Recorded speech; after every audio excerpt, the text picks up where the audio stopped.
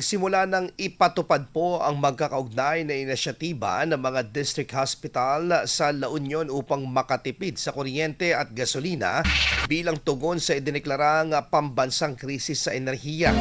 Kabilang sa mga pasilidad na nagpatupad ng naturang mga hakbang ang Nagilian District Hospital, La Union Medical Center at ang District Hospital sa Rosario, Bacnotan, Caba at Balawana.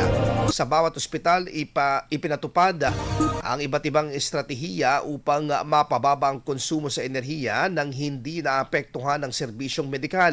Kabilang dito ang pabago-bago na schedule ng trabaho sa mga tanggapan, paglalagay ng mga paalala ukol sa wastong paggamit ng kuryente at pag-standardize ng paggamit ng air conditioning sa mga hindi kritikal na lugar. Nilimitahan din ang mga opisyal na biyahe at pinalitan ang mga online na pagpupulong upang mabawasan ang paggamit ng gasolina.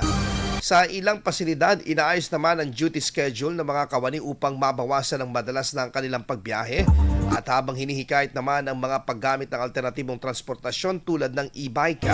Ilan din sa mga ospital ang nagsagawa ng karagdagang hakbang tulad ng mahigpit na pagpapatupad ng switch-off policy at pag-aaral sa paggamit ng solar energy bilang alternatibong pinagkukunan ng kuryente.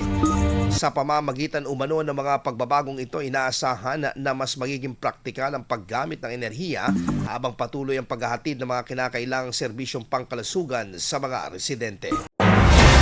IFM News. IFM News. IFM News.